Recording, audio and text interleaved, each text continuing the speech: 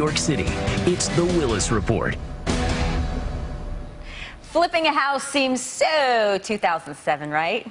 Buying a home and selling it for profit played a critical role in the housing meltdown that catapulted the nation into the worst crisis in 80 years. But the market is showing signs of life again, and experts say flipping a home could boost your bottom line big time. For more, let me bring in real estate expert Uri Mann, the VP of Development at the Related Group. Uri, welcome to you. Nice to see you. Is flipping really back? It's absolutely back. Everyone around me is flipping a home today. Demand and prices are very strong and going up. They're going north. And one of the real reasons that flipping is back is because you've seen tremendous amount of buying from institutional buyers like Waypoint, like Blackstone, who are coming in buying hundreds of homes, which is causing prices to go up. And we've seen a low interest environment for, up until recently, interest rates have stayed low. Yeah, so but it's interest been a pretty rates are good creeping environment. up here. Is that going to change the trend? They are.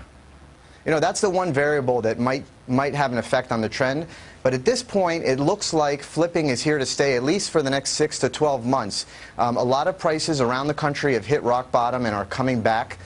So it's a good time, if you're a professional and you know what you're doing, to get into that sort of business. But a lot of people do get hurt when they try to get into the business.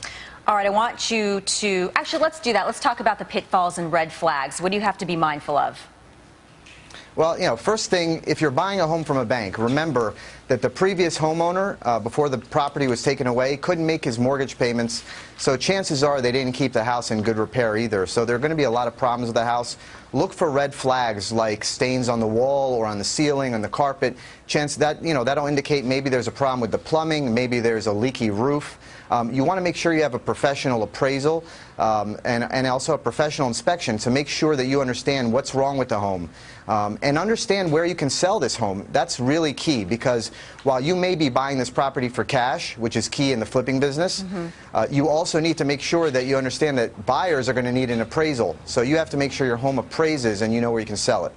And we're hearing multiple reports of flippers earning 20 grand in a transaction. Is that about correct? Would you agree with that? It's possible to earn that much, but if you get into the business, you have to really be prepared to lose money on the first few deals.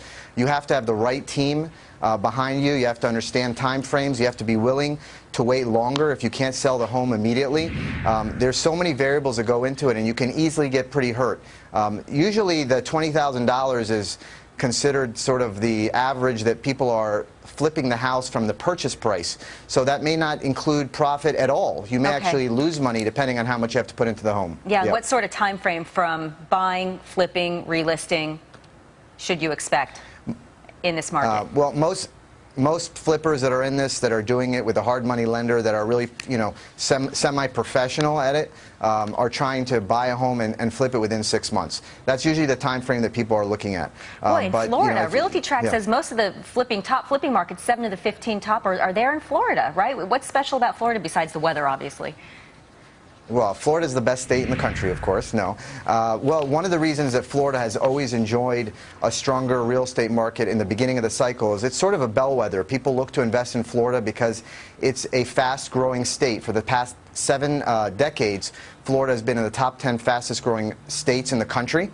So it continues to see a lot of investment, and we can't forget that we usually have 250,000 people a year moving to this state. In fact, this year we'll have more than 200,000 people moving to the state, which is more than 2008, 2009, and 2010 combined. So the U.S. economy getting on track means that more Americans are moving to Florida, as are foreign investors and people who want to live in Florida from other parts of the country. Uri Mann, thank you so much.